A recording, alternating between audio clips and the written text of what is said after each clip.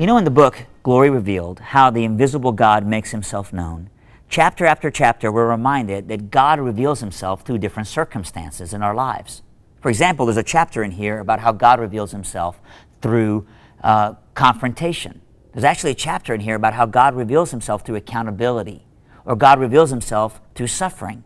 But one chapter that's not in here, but I actually can testify to, is how God reveals himself through embarrassment.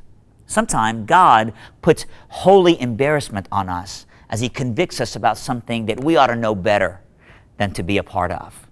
One of those moments in my life was actually a few years ago when I was in a video store renting some movies. I had one of those moments where I was going to be all by myself at night. I was looking forward to having a stack of pizzas and a stack of movies and just vegging out and having nothing to do. And so I'm in this video store and I'm walking around and I'm grabbing a movie here and a movie there, and then I see this one movie that immediately as a Christian I knew I shouldn't watch. Now please understand, I'm not a legalist. I'm not a guy who thinks that all movies are bad, but I'm just saying there are certain things that are way over the line, and I knew as a believer that this is the kind of movie that's going to break the heart of God, and it should break the heart of God's people. But I looked around the video store and I knew that nobody in the store knew who I was, and so I grabbed the video and I just kind of put it in the stack of the other ones that I was getting, and I go quickly to the front, and the guy at the front didn't know me, and so he checks out the videos and he puts them around the magnetic entrance area. So I'm almost out of there, and as I'm walking out of the store, in comes this teenager.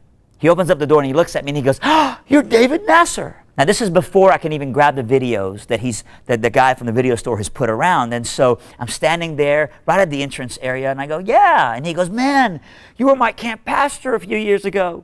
Because as a matter of fact, I went to this youth camp and you spoke and God used you in such a great way in my life." And he just starts to tell me and encourage me about all the things that God had done that week in his life when I was the youth speaker at this one event.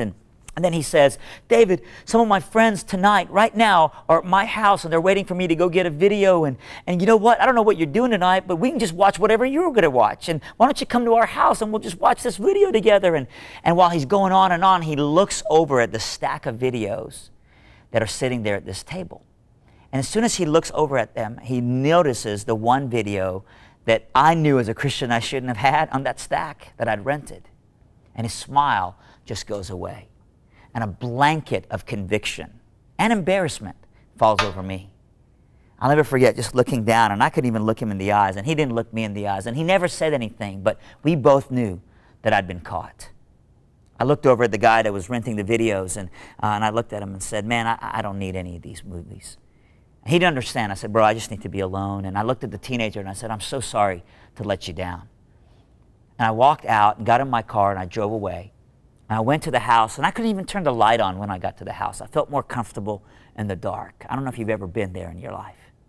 I got on my knees and I just asked the Lord to forgive me. That he took a teenager's accountability to get my attention instead of realizing that God was right there with me in the video store. That until that teenager was there, I wasn't willing to really do what was right.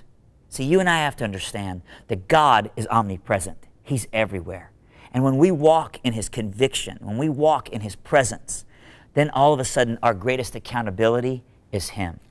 This is what the psalmist meant when he says in Psalm 139, "Lord, where can I flee from your presence? If I go to the heavens, you are there. If I go to the mountains, you are there. Everywhere that I go, Lord, you are there."